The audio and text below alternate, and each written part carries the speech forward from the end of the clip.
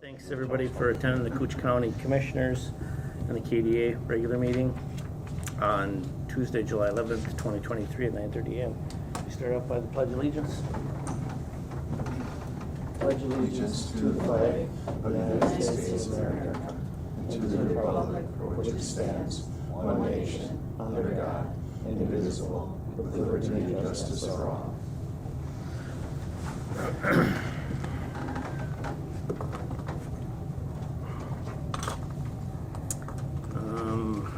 First off here is approve proposed agenda with additions and deletions. Do we have any? Also move? Oh, do we have to do the correction on that one? That's coming next. That'll be right? next. Okay, I'll make a motion. First by Roach. I'll second. Second by McIntyre. Any discussion? Hearing none. All those in favor signify by saying aye. Aye. Aye. Opposed? Motion carries. Approve the minutes from May 23rd, 2023 meeting. And we have a change on that one? Is that Correction a correction? on members present. We have Skoy has to be Skoy removed. has to be removed and put McIntyre on that one. Okay. And do I have a motion for that? I'll make the motion. Motion by McIntyre, I'll second it. second by Roach. Any discussion? Hearing none, all those in favor signify by saying aye. Aye. Aye. Opposed? Motion carries. Financial business. Ratify payment of the second half budget allocation. Can we do all three or one at a time probably?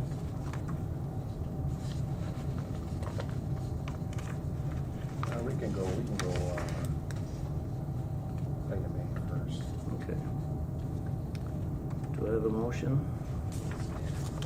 I'll make a motion. Okay. First by Roach, second by Shogun.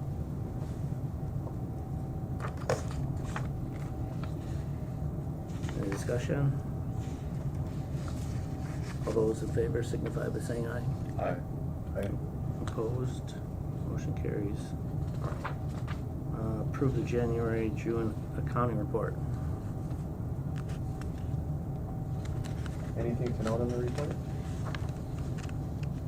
Hi, this is Betsy. Can you hear me? Yep. Yes. I was just going to report on the January to June budget report for KDA. Okay. And as you can see, we've got all the budget allocations taken care of now. The only money that's come in is the appropriation from the tax forfeited apportionment, and that was $68,000. We also have paid the $5,000 for the KTI operating fee. And our fund balance now as of the end of June is $195,814. And we will be applying for the IRRR grant anytime now. I'll do that in July. And then we typically don't receive that until like September or October. Any questions on the balance report for January through June? None. No? Is there? No, we're good. I'm sorry. Oh. Got it. We're good. We're good. All right, sounds good. Thank you. So do I have a motion? I'll make the motion. Motion by McIntyre, I'll second it. second by Roach. Any questions, concerns? Hearing none, all those in favor signify by saying aye. Aye. Opposed? Motion carries. Approve the April through June paid invoice vendor report.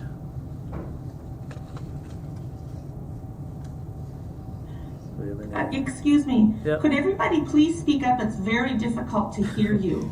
Okay. And I'm hearing that from other people as well. If Okay. that would be possible, I would appreciate it. I'll make the motion. Okay, And I'll second it. second by Roach. Any discussion? Hearing none, all those in favor signify by saying aye. Aye. Aye. Motion carries. Do we have any new or old business? How about public comment? Have a motion to adjourn. So,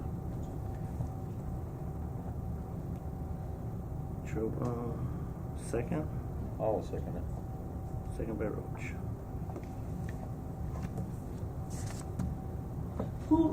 Excuse me, who were the motions for the adjournment? Shobem and then Roach. Okay.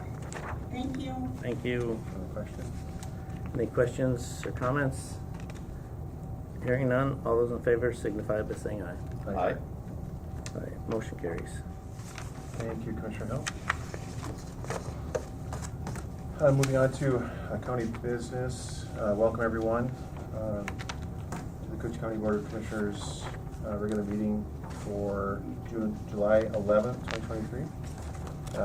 First item on the agenda is to approve the proposed agenda with additions and or deletions. I'll make the motion. Thank you, Commissioner Hill. I'll second. Thank you, Commissioner McIntyre. Any comments on the agenda? Hearing none, I'll call the question. All those in favor signify by saying aye. Aye. Aye, opposed? And motion carries. Thank you. Next up is to approve the minutes from the June 27th, 2023 regular meeting.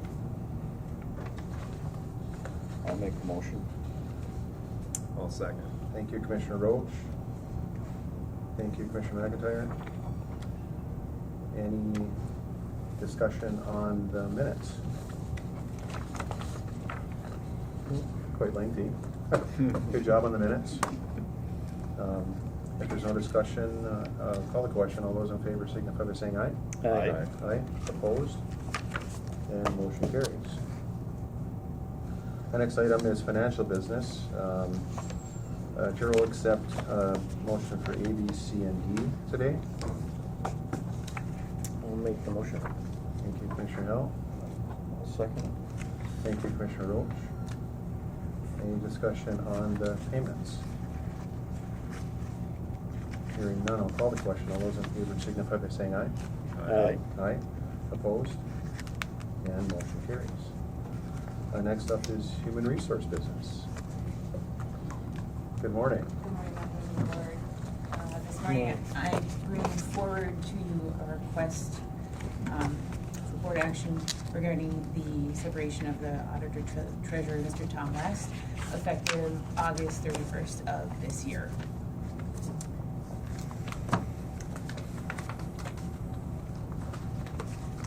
Do you think let's get through the financial records here? We get to the Sure. actual meeting. Sorry about that. I spoke very quickly, I apologize. Oh, no, I know that,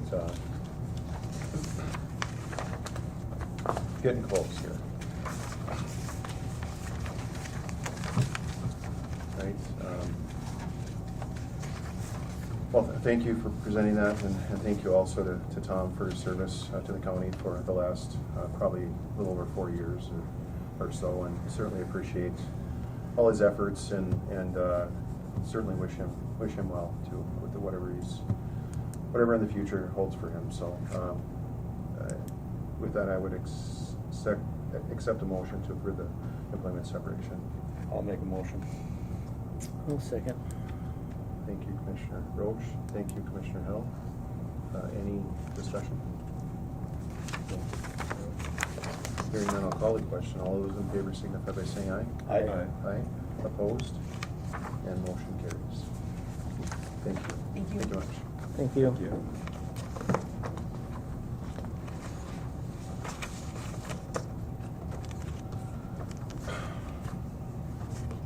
The next item is to form cannabis committee and appoint members.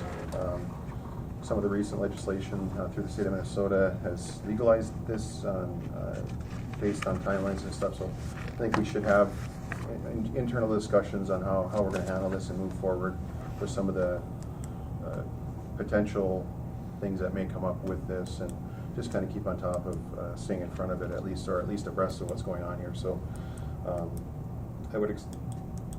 had a little bit of discussion here in your packet. You'll see we had several informational items on what this means, what this is, and when some of the start dates are, and what you can and can't have. There's obviously going to be lots more information to come out here in the near future. So certainly take a look through all that information and through the state and some of the links that we have in this packet information too. So yeah, this is all preliminarily new. I think medical cannabis has been around for a few years now. And then moving on to the recreational use and possession and growing and things like that here, I think that we will have some planning and zoning issues that may pop up with usage and how this is going to be affected, more so than hemp. There's already hemp legislation through the state, but obviously that's different. So this is more for the use of recreation. So we'll have different types of scenarios that we're going to have to look into, and that would fall under some wing of the county, as well as some of the law enforcement concerns that of how to test and for the usage in motor vehicles and things like that. So there's lots of things to discuss here, and we don't really have any members yet appointed, but obviously if I would accept any motion from this board here to sit on that said committee, and I think Commissioner McIntyre would be willing to do that to get us fired up and started off. And I'd help them if you need it. all right, so we will appoint Commissioner McIntyre and Commissioner Roach as needed, and then we'll also appoint people from designated areas within the county as well. And we had a list of them here that aren't noticed on here, but we'll certainly approve that list when it gets formed. So at this point, I would accept a motion to form a committee and appoint Commissioner McIntyre and Commissioner Roach to that committee. I'll make the motion. Thank you, Commissioner Hill. I'll second. Thank you, Commissioner McIntyre. Any discussion? Hearing none, I'll call the question. All those in favor signify by saying aye. Aye. Aye. Opposed? And motion carries. And next up is to accept Midco grant award and approve amendment to cost sharing agreement. Excellent. Hello, Melissa. Hi, Welcome. Commissioners. Thank you for having me back. I'm glad to be here. Awesome. Thank you. I do have, let's see, a map for you guys, if you don't mind passing that down. So I thought what I would do is first talk briefly about the Highway 11 project. And that is in reference to the amendment that's up for approval today, and just give you kind of a quick update on where we're at and where we hope to be, and the reason for that amendment to the original contract. So obviously, as you guys know, our original contract passed and signed by this board and Midco last year was for completion of that Highway 11 project by the end of 2023. Obviously, due to the historic flooding that this area saw last year, residents and businesses still reeling from that. Midco saw a delay in the start of that project. We had hoped to get started last year in late spring, early summer, and we actually started construction on the area at the end of October last year. So just kind of a brief update.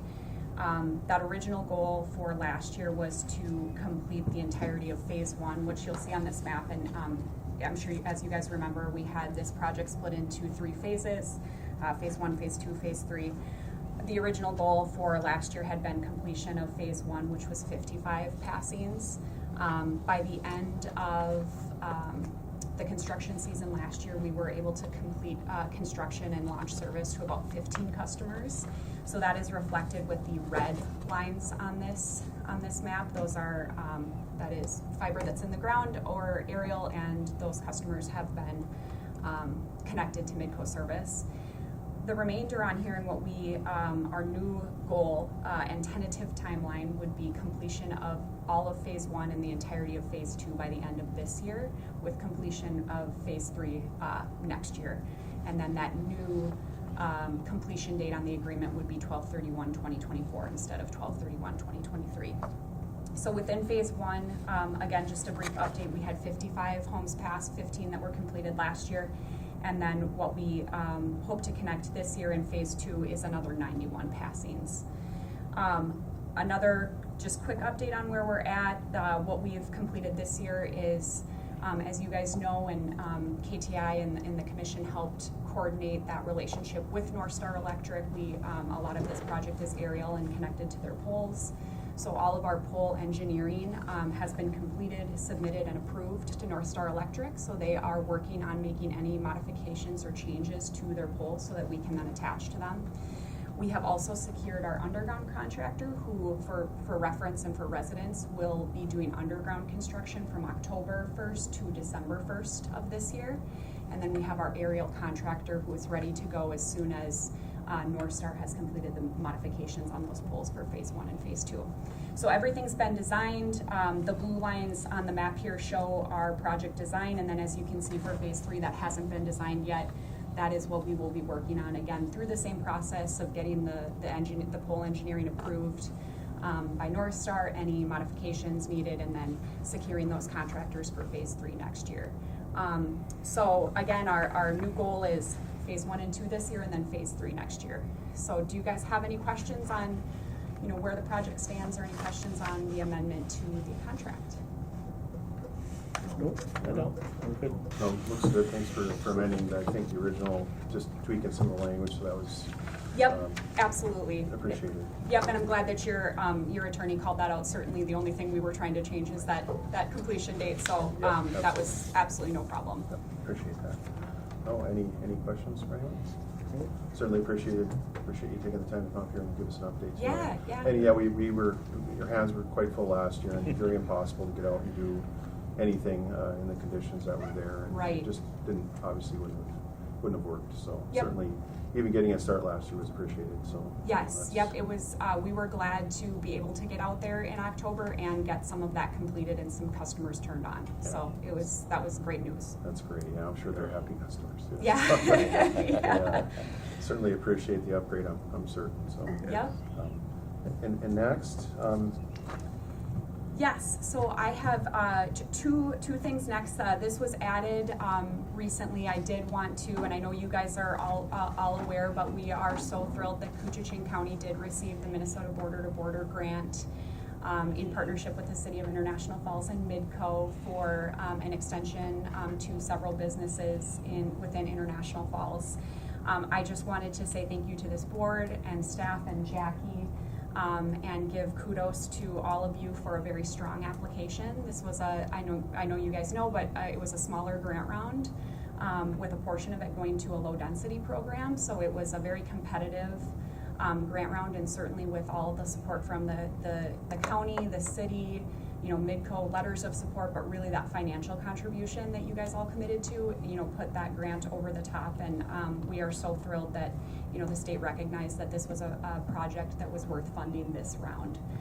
So quick update on that. We plan to construct and have that complete next year as well. So hopefully at the end of 2024, we can have a big ribbon cutting for all of these projects. But I wanted to say Midco is, we're thrilled with the project to continue to expand our fiber network in the area, and we just really appreciate the partnership with you guys and look forward to continuing to work with you on, the plethora of opportunities that are coming down, not just for broadband expansion, but for digital equity as well. So thank you guys. And so with that, I will jump to the next. I have with me here today is Brian Crump.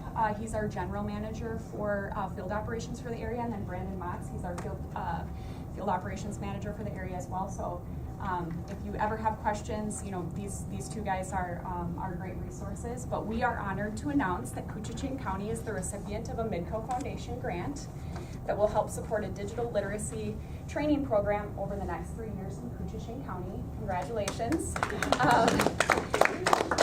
I wanted to say thank you for your application that will allow Midco to support this critical effort. Midco Foundation grants are awarded to positive change makers as part of our commitment of being a force for good in the communities that we serve.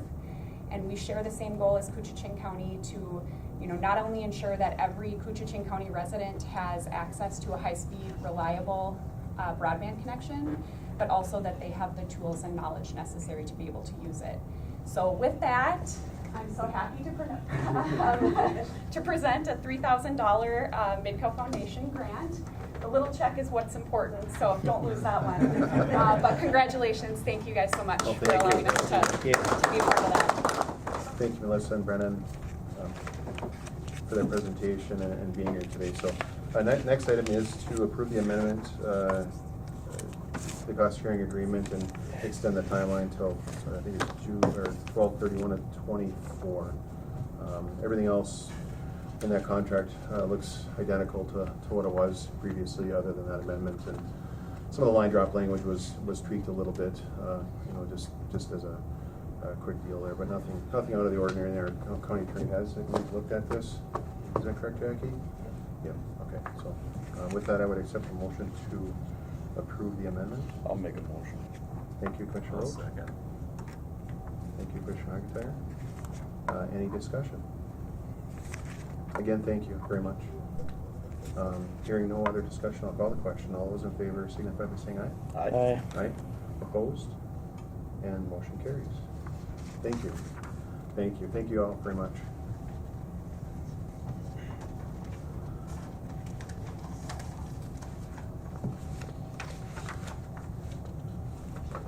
Sheriff's business. Hey, John, Aaron.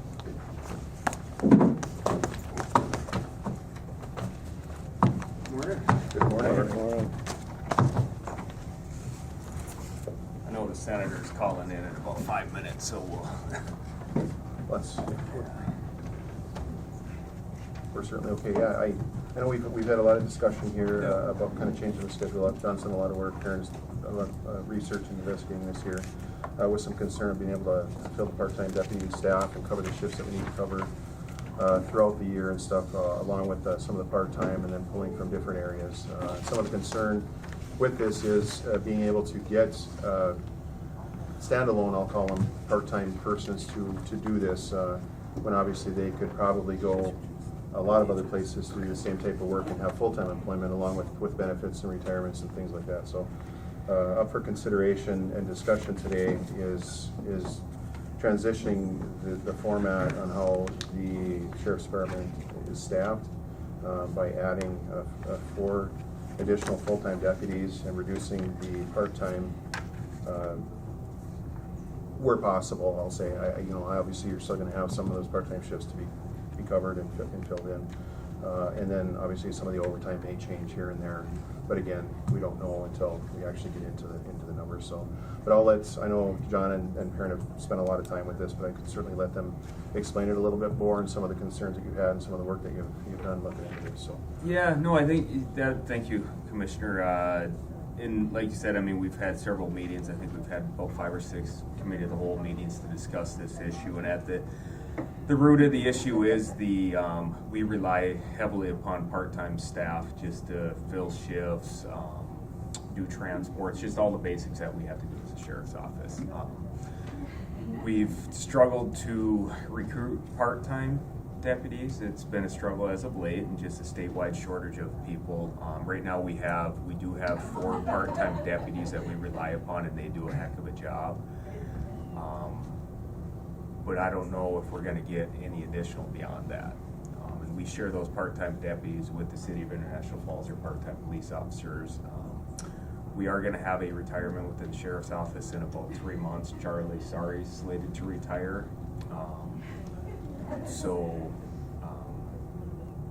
When he retires, and if we get the approval to replace him, then conceivably one of those part-time deputies will take that position, and then we're down to 3, and then it's going to snowball after that.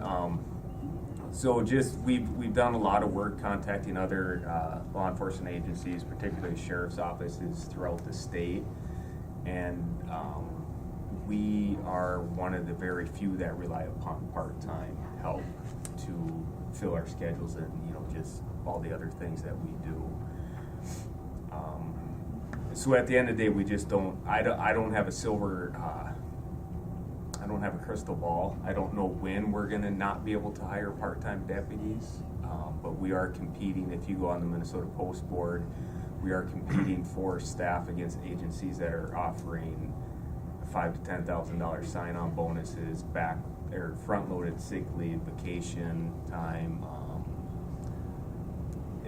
The deck is stacked against us a little bit. What we offer is a very stable work environment and a very nice place to live for those that desire to live in the North Woods. It's not for everyone, but so that's the one. We don't have the ability to offer sign-on bonuses, but we do have the ability to offer a very safe community to live in and a very good community to live in. Yep. So that's what, you know what, let's put it this way, we're not the Metro. I'll leave it at that.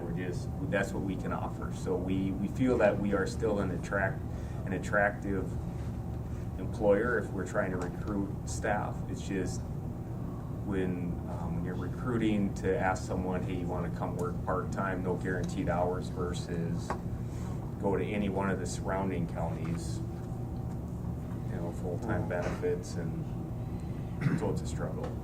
No reason for anybody to work part-time, honestly. Yeah. And we've been lucky. Well, I started part-time for the City of International Falls back in, I think it was 2001, and that's how most of our folks that are currently working full-time with either the city or the county started part-time. But back then, I mean, I think there was 5 or 6 of us, and we competed for shifts. You're on a waiting list to get hired part-time. Now it's, you talk to some of these agencies, they have 10 openings, they get 2 applicants. Yep.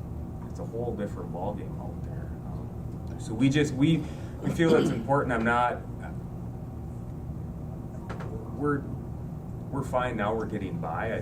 We don't want to be behind the 8 ball 6 months to a year from now and can't find anyone to hire. So that is why we had originally presented this idea to move forward with full-time staff and stop our reliance upon part-time staff.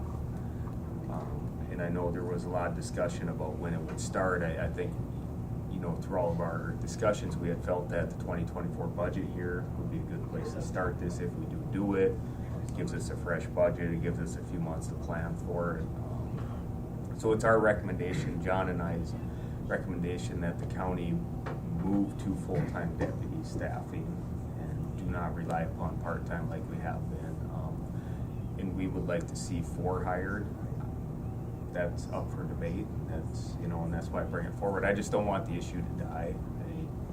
I think that I want to keep this at the forefront and keep it moving. And what I gave you is, in the RBA, we had slotted that you'll see the estimated cost for the 2024 would be about $420,000 to $475,000, depending on where they were hired within the wage scale.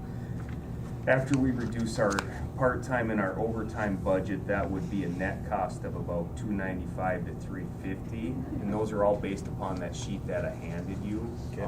With the wages. Janelle did a great job, and she went step 1 through step 9. Our best guess, and the numbers that were included in the RBA, we went with a 3 and a 7. That's our best guess. We don't foresee anyone coming in necessarily at a 7 or any higher than that. Because what we have with our existing staff, we have to be concerned about that. We don't want to bring in anyone higher above that.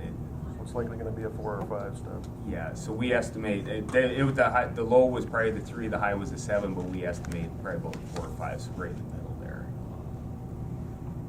With that, and those are when we talk about those yearly figures, those are the high end total wages with contributions at the most expensive medical, the most expensive contributions. And the whole goal for us is to be transparent to the board. Like, we don't want to try to minimize the cost of this. It needs to be a decision because it costs. It needs to be a decision that is based upon the best information that we have, but also that worst case scenario. Like, here's the highest cost that we anticipate. I don't want to pull the wool over your eyes and say, yeah, we can bring them in at this, and it's only going to be that, and then you're off by $150,000. That's no value to anyone. Nope. I guess On the safety aspect of this also, it's gonna make sure that we have 2 deputies on always in the county. Yep. And get rid of this, one deputy on for the whole county from, 2 in the afternoon until, or 2 in the morning till 2 in the afternoon. Yeah, that's a good point. I guess I kind of glossed over that because we've talked about it so much. Just for anyone who hadn't heard, I mean, so right now, the way our current staffing looks for the sheriff's office is you have myself and John, and then you have 1 road deputy for the entire county. That's for the north, the south, east, west, right? That's just 1 deputy. But on the weekend, they're by themselves. Yeah, so during Monday through Friday, primarily, John and I are here. We're assuming we're not tied up. We're available to respond to calls, so that's how we get by on the weekends, especially holidays. And you got 1 guy for the entire county until 2 p.m. And when we get 1 guy comes on up north, 1 guy comes on down south. So by hiring additional staff, we would have 2 folks assigned to the day shift, 2 folks assigned to the night shift, and 2 additional in the afternoon when those times are busy. So essentially we go from a minimum staff of 1 and a max of 3 to a minimum staff of 2, max to 4. That's what it would look like. And then within that we have flexibility of if we have 2 guys working the day shift and now we have an inmate that gets brought to the hospital, instead of calling someone in, now that extra staff goes sit at, routinely we do that, and we're very flexible within the sheriff's office. I mean, we got guys that come in and work the day shift, the next thing they're on the road to do an inmate transport, so it's... Gotta keep in mind, we got 1 retiring. Yes, yeah, so that would be, and these are 4 additional, but then, yeah, that's, you have Charlie retiring, so that would actually be, if we were to hire 4 additional, then we're, replace Chuck, that would be 5. And that's, I think it would be prudent to hire everybody, the Full-time. 4 full-time, just to make sure that you can get them right now, if it's possible to get them yeah. right now. And I think, and then, and also we don't, I think as we go forward into this, we're gonna get to a point in time where we look at our staffing level too and see our shifts and see if we should change our shifts around and maximize, our staffing and coverage. I'll be honest with you, we struggle to provide 24/7 coverage to all the areas of the county. It's just a matter of fact, we are primarily a very reactive agency. Just by nature, we have minimum staffing and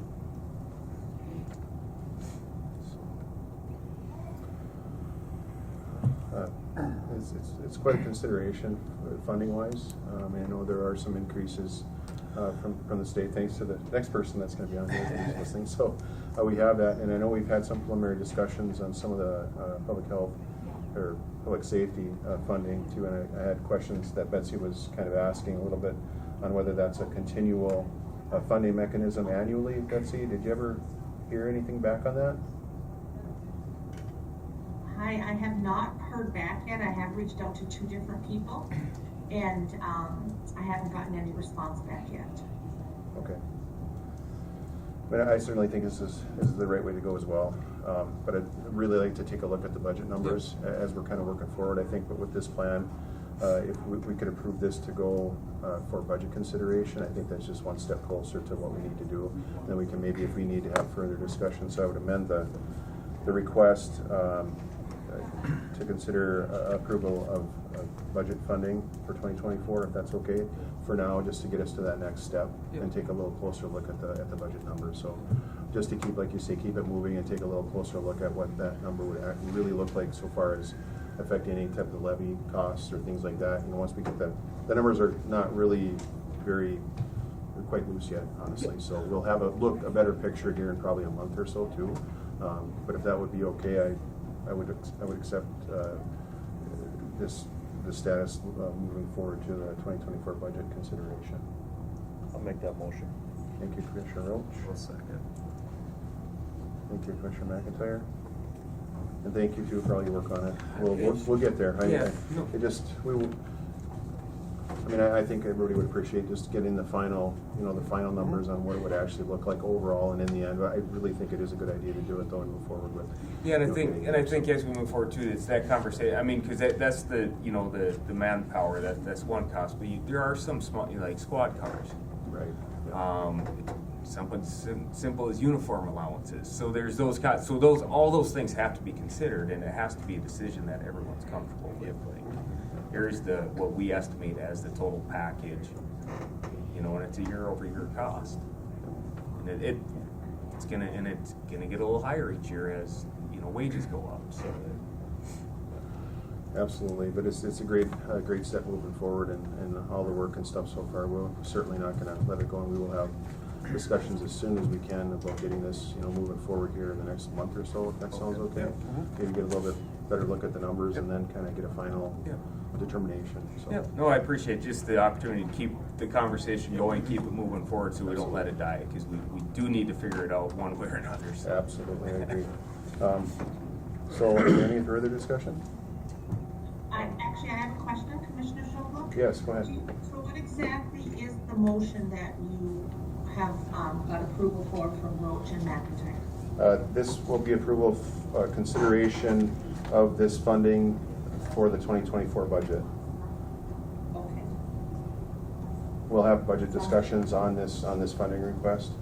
So we I think that the format, the actual addition of the 4 deputies is a great start, and then just kind of tightening up the numbers a little bit to see where we're going to get the funding from is the further discussion that we'll have. So get some of those questions. Get some of those. We're not approving this at this point. We're approving to move forward to continue. Yeah. We're going to continue to move forward with the numbers provided to look into the 2024 budget. So the estimated numbers of cost, of additional cost, I think we need to add that into the 2024 budget and see where we're at exactly and see what effect that's going to have overall too. So. All right, sounds good. Thank you. Okay, thank you. Are we clear with that? It's just a shot in the dark. So if there's no other discussion, I'll call the question. All those in favor signify by saying aye. Aye. Aye. Opposed? And motion carries. Thank you. Thank you. Thank you for taking the time. Thank you. At this time, is it okay if we move on to Senator Housechild? Good morning. Good morning, everybody. How are you? Can you hear me? We can, yes. Thank you for hanging in there. We had some important public safety discussion going on there, and we certainly appreciate hanging out. I know your time is precious, so. Oh yeah, no worries at all. It's when you do things virtually, you can get some work done, so it works out well. And appreciate your guys' flexibility with me doing virtual. I'll just start by saying I hope to get up to Koochiching County as soon as I can for some outreach and important meetings, including with many of you. So I know that for some of you, we were able to meet at the county meeting that happened in, I believe it was Aiken, and then I know that I've talked with the sheriff over the phone a couple of times. But I just want you guys to know, given how large this district is, and me being new to this position, I want to be as accessible as possible, especially to local leaders like you all, because I know, especially for our county governments, you guys really get the burden, I think, put on you all to really deliver the core services that constituents expect. And I think a lot of average voters, a lot of average residents might not even realize how much the county is doing for them, or how much pressure is put on our local counties from the state government and the federal government to deliver for the communities. And so I just want you to know, as a former city councilor and somebody that cares a lot about local governments, I just appreciate all the work that you do and the tight budgets you have to deal with in order to provide those services. This session kind of on that point, and I'm happy to answer any questions throughout or at the end as well, of course. But with that in mind, all the things that you guys have to work on, my top priority was how do I get as much funding to our region as possible. Obviously, the talk of the town is how big the surplus was and where we were going to best.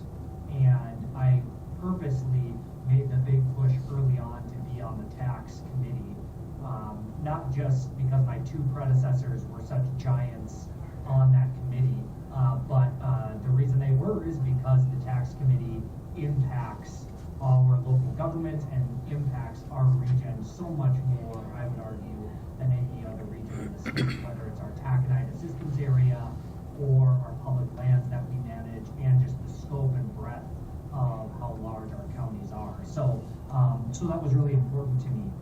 As part of that, I authored the bill for a couple of things that I think assisted our local governments and you all, I think, most of any county, and that was the local government aid and county program aid increase. I authored that bill, and I also authored the payment in lieu of taxes, the PILT bill, this session in the tax committee. And, I pushed at the end of the session to not just be on the tax committee, but to be on the conference committee, which is the committee that is formed at the end of the session for those of you that might not be as involved in the legislative session, that really determines what the final bill is from both the House and the Senate. And that was pretty unlikely given my status as a freshman, but I really pushed hard for that because I knew how critical these local funding bills would be. And I told our chair I wasn't going to vote for the tax bill if we didn't get LGA and CPA, and if I didn't get my full ask on the PILT bill. And luckily, we got both of those passed this session. And hopefully you got a message from my office, and I'm sure you've probably gotten other data sent to you from other groups. But for Koochiching County, the county program aid funding was a $445,000 increase per year, ongoing forever, which should hopefully help you all hire personnel, purchase equipment, deal with capital infrastructure, all the things that you guys have to do, and provide you some stability in order to do that, and perhaps also not have to rely on your property tax as much as maybe you would have otherwise. But the bigger one was the PILT bill, which impacted Koochiching County more than any other county in the state because of all the public lands that you guys deal with. And that is going to provide you guys with, $1.75 million per year forever from the state government.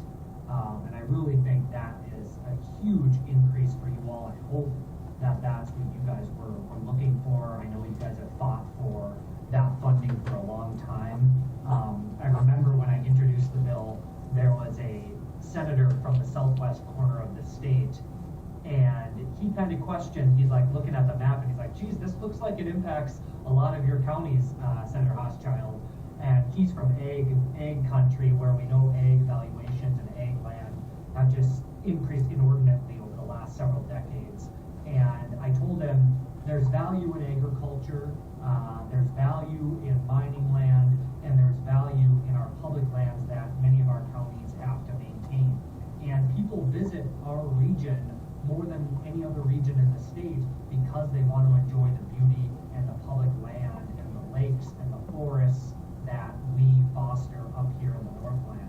And we should get paid for hosting those lands and hosting the tourists and the people that come up to our region to enjoy the beauty that we hold.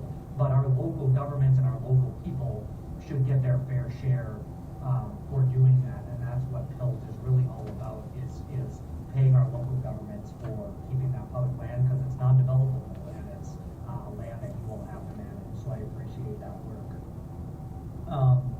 The other part of the tax bill that was really important to me was public safety and supporting our police.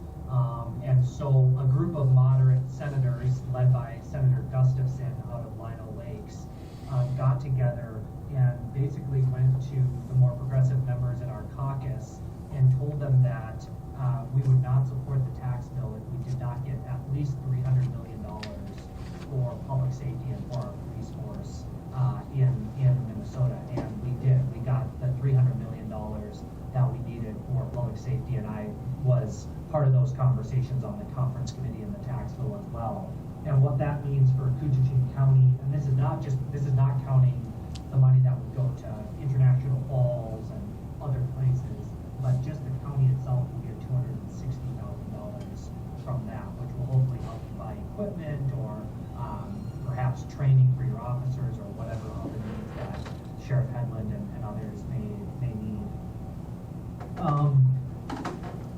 I'm talking a lot, but I'll just talk about one last thing, and then, there's many other things we could talk about, and I'm happy to answer any questions you might have. Of course, we had the Social Security tax relief as part of the tax bill as well. We covered 85% of retirees. There was some pushback on both sides of the aisle about covering some of the richest retirees, but we did get 85% covered. That's up to incomes of $140,000 a year in retirement income.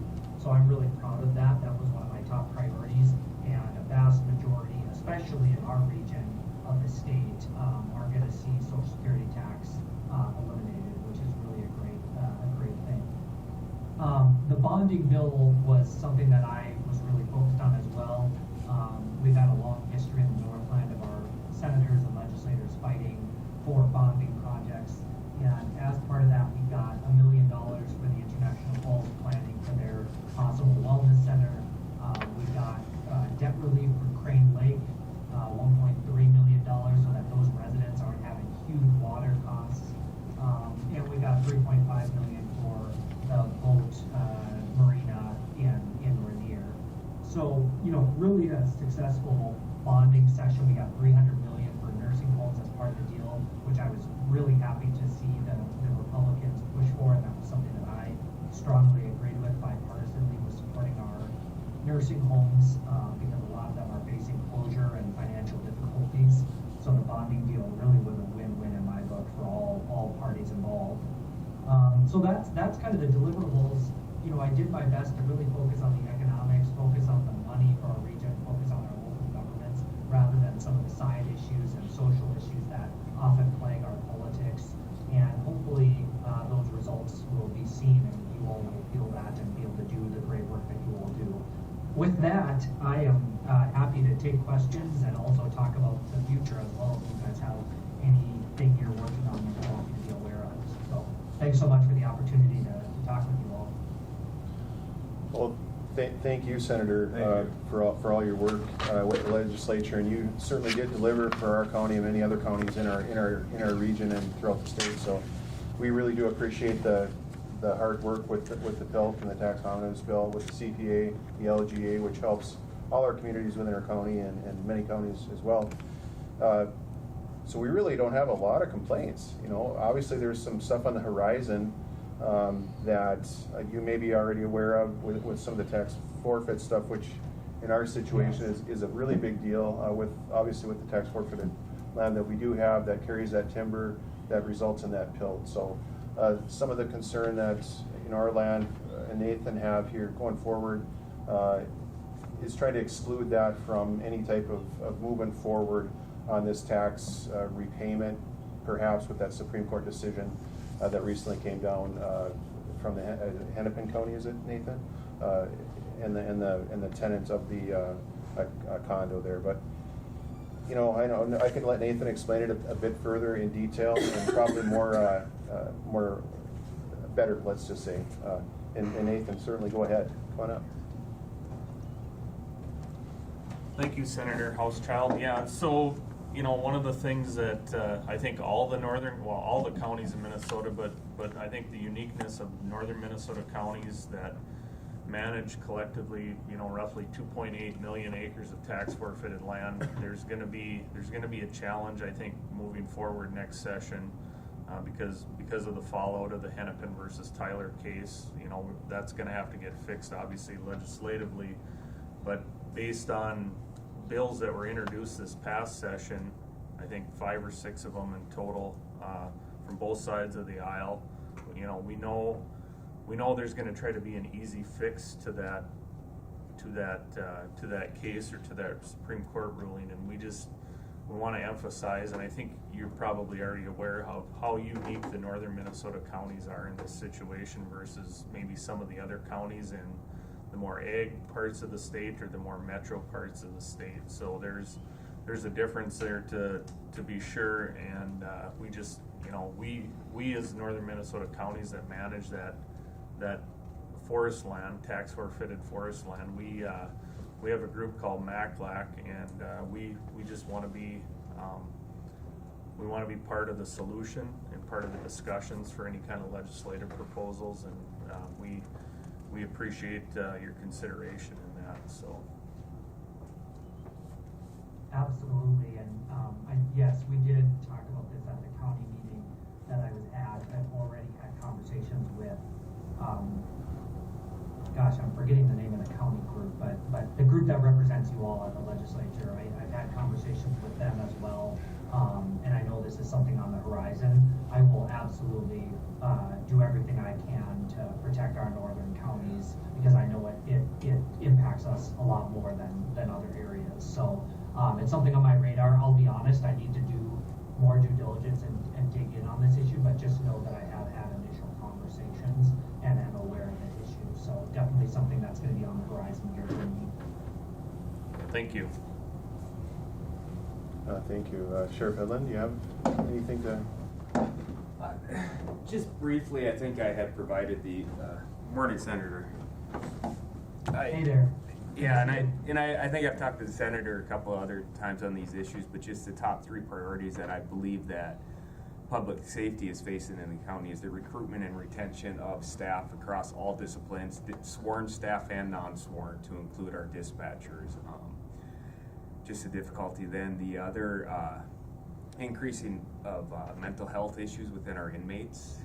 Just that huge, and it's a statewide issue. It's not unique to Koochiching County, but there's no easy solution. And oftentimes in our county, especially in a small rural county, we get these individuals that we don't have the types of services that they need, and they languish in our county jail for months at a time sometimes before they can either their case is resolved or they get finally committed to a state psychiatric hospital. And then even once they do get the judicial commitment, it can be an extended period of time before they're actually transferred out of our care into a state facility. So that's just an issue that we're facing, but a lot of people are facing. So you're going to hear it throughout the region. And then the other issue that I think impacts us negatively is the inmate medical costs. Because once someone is in our jail and they're committed to our jail, eventually they'll lose their health insurance.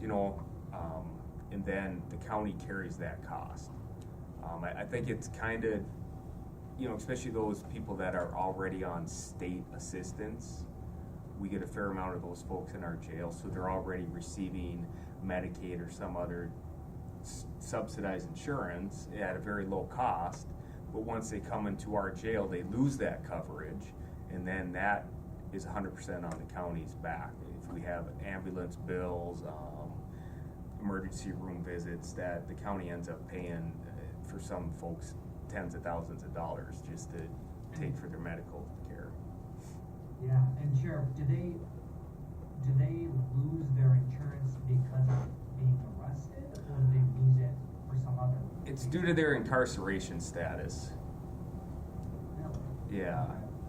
And is this Medicare and Medicaid specifically, or is it like private insurance and that sort of thing? No, if you have private insurance, I mean, unfortunately, a lot of folks we get in our jail, especially frequent folks, they don't have private insurance. But if someone has private insurance, and if they're able to maintain that, but honestly, most folks that have private insurance are able to make bail and are able to get out. So we get stuck with is the wrong verbiage, but we end up with a higher population of low income, can't make even low amounts of bail, that have medical issues, and they've lost their insurance coverage. Right. And then, So, if it's Medicare and Medicaid, I'm thinking it might be a federal issue. I'm not exactly sure, or if the state of Minnesota has a certain policy that does this. I'm not sure if you know the answer to that, but either way, it doesn't matter to me other than just the approach, right? So if it's federal, then it's outreach that I need to do to our federal delegation. If it's a state policy, then that's something that I can look into directly. Do you happen to know? I don't off the top of my head. I can do a little more. I can do some checking, Senator, and shoot you the information. Okay, sure, and I certainly am happy to do that as well. But yeah, if you happen to have somebody that might know the answer, that would be helpful. But I'm also happy to do my due diligence. And it just seems a little bit ridiculous, because if they're not incarcerated, I mean, really their premiums are really low or nothing. Right. So it's just the fact that they're incarcerated, then they lose the subsidized insurance, and then that cost becomes 100% a county cost, which just doesn't seem, I guess that's the way it is, but it just seems like there's a better solution to it. Yeah. Anyway, Thank you, Sheriff. Thank you. Thank you. Thank you, yeah, appreciate it. A couple of quick mentions, Senator, from our recorder's office. Is thank you for the support of the modernization of the vital records, and recording statutes include that requiring electronic submissions of all certificates through the Department of Health. And just to continue to support on that item, I think is where we were going with that. And then there is opposition to the addition of surcharges to the recording fee for non-recording activities and purposes. That was another recorder item issue that they had. And I don't have a lot more information other than those two items from our recorders. We do have an environmental services, which seems, obviously their environmental services getting to be a larger and larger concern in our state, in our counties, and a lot of the burden costs do go back out to the taxpayer for those services due to some of the requirements, through the state. So I have with us our environmental service director, Matt, here as well, and he, and I'll obviously thank you too for the score funding increase. I know that was a good start, and we do appreciate that because every little bit helps, and to get that recycling out of the waste stream. And I know Matt kind of lives and breathes this stuff, so I'll let him take off with that. Yeah, and just really quickly before you begin, I was a big proponent for that score funding, and I know many of you probably don't just sit there and watch, conference committee negotiations, but if you were, you would have noticed that the score grants were like fully funded in the first proposal. They were fully funded in the second. All of a sudden it dropped, and then by the last iteration, we provided sort of an initial funding for it. I was hopeful that we would have really put some big funding behind it, but unfortunately it was one of the things, as you negotiate, you can only have so many priorities, and I was really focused on the PILT and CPA and some of that stuff, and the score grants went down a little bit below what I would have hoped for, but hopefully we can keep focusing on it and get that funding increased as well. But yeah, happy to hear about locally what all is going on. Yeah, good morning, Senator Halschild. I'm Matt Gwynn, Koochiching County Environmental Services Director. Again, I appreciate that you were on point as far as score funding.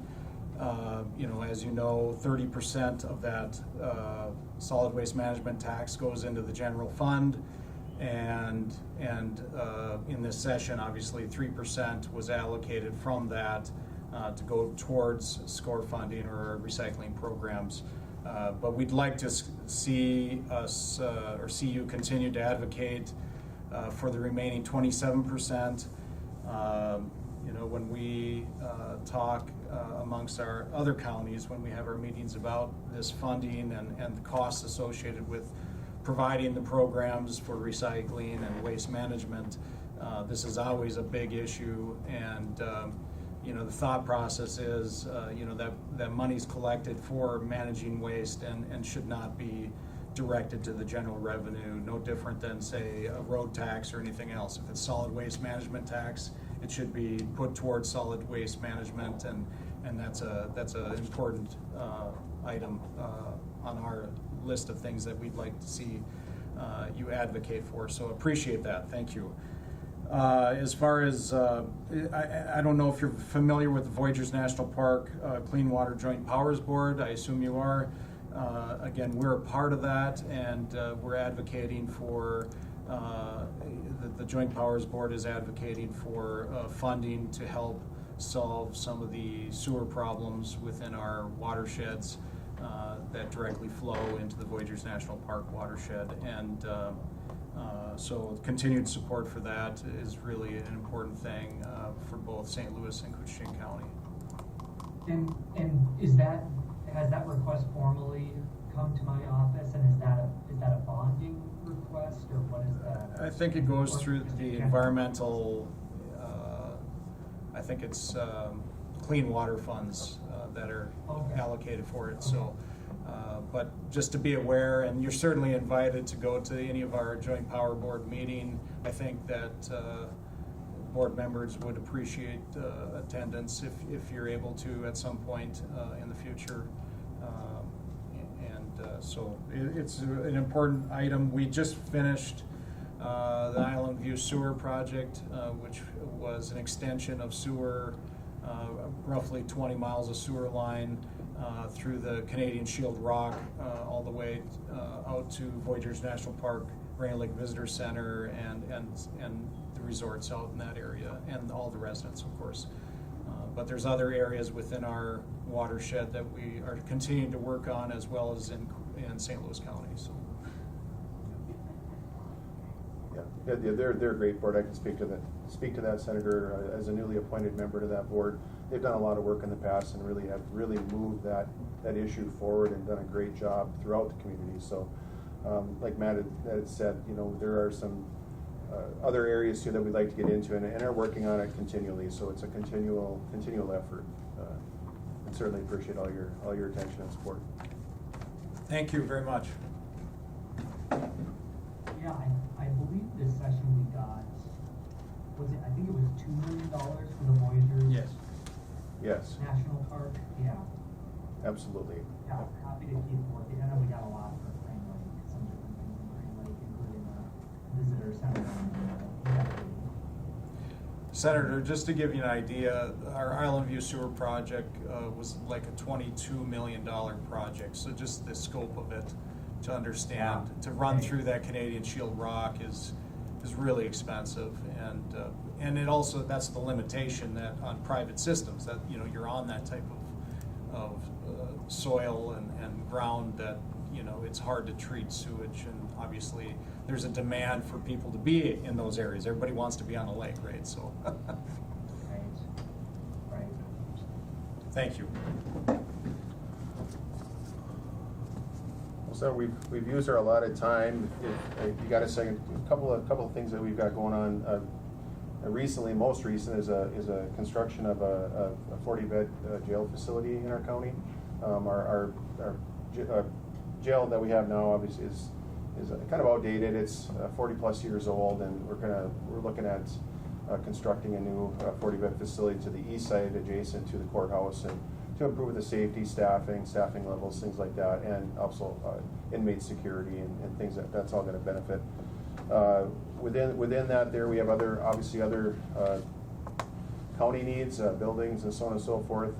We did recently put in a request for a bonding effort through the state here just recently, and to at least get on the list. I certainly would appreciate you taking a look at that. It's a modest conservative request to kind of coincide with some of the landscape and parking lot improvements and stuff for some of the accessibility and things like that. So,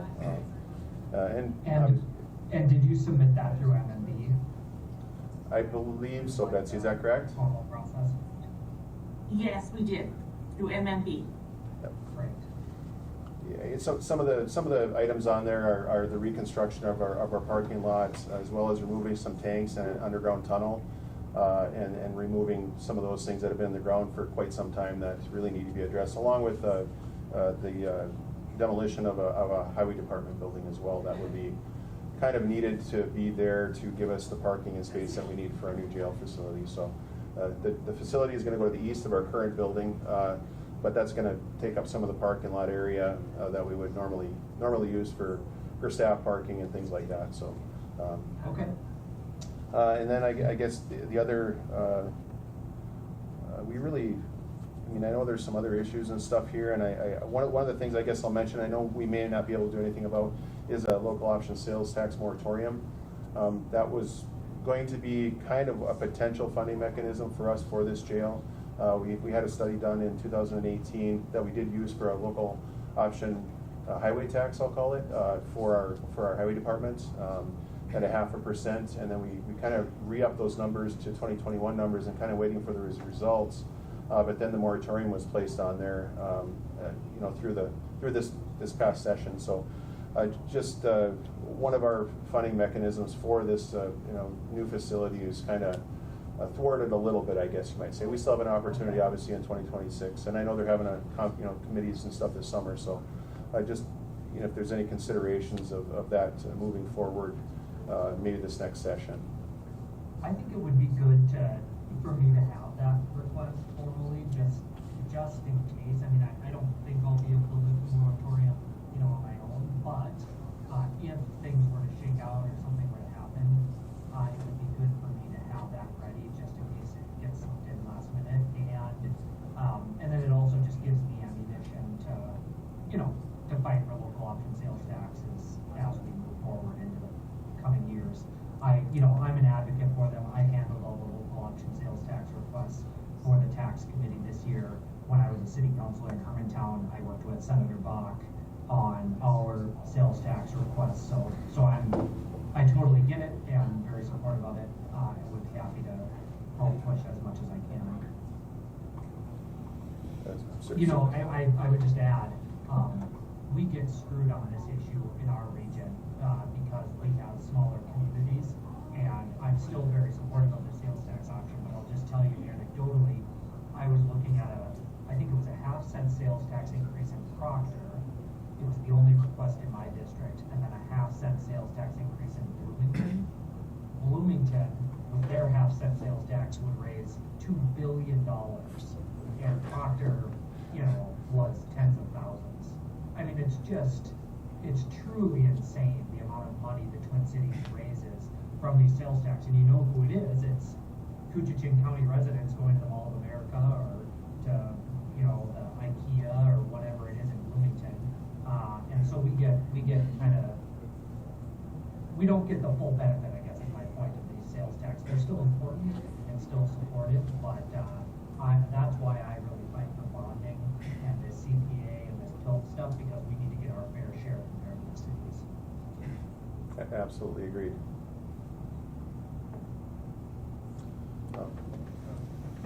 Just one question, Senator. Is there any sort of sparsity aid for jails, being that we have a small county and such a big project? Or a small population? Right.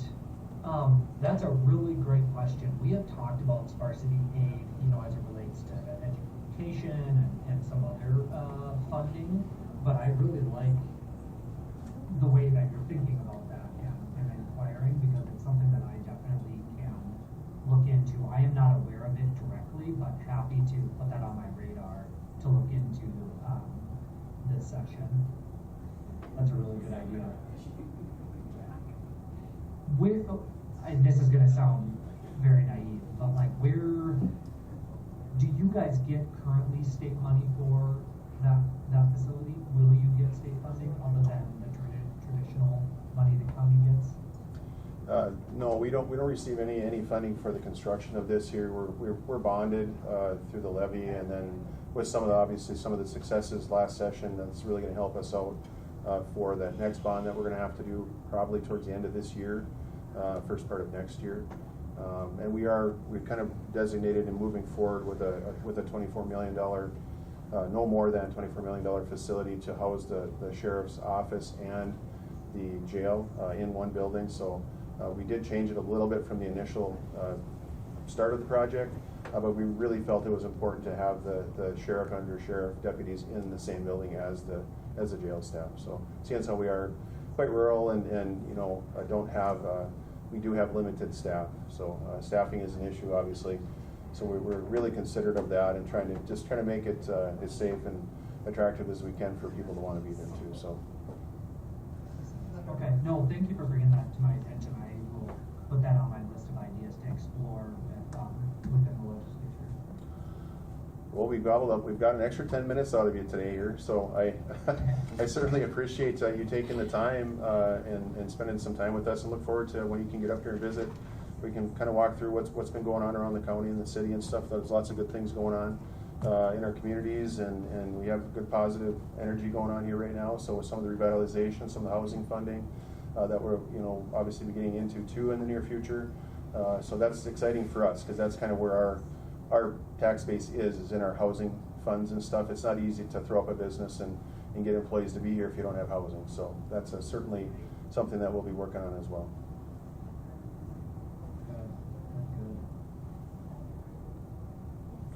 Well, awesome.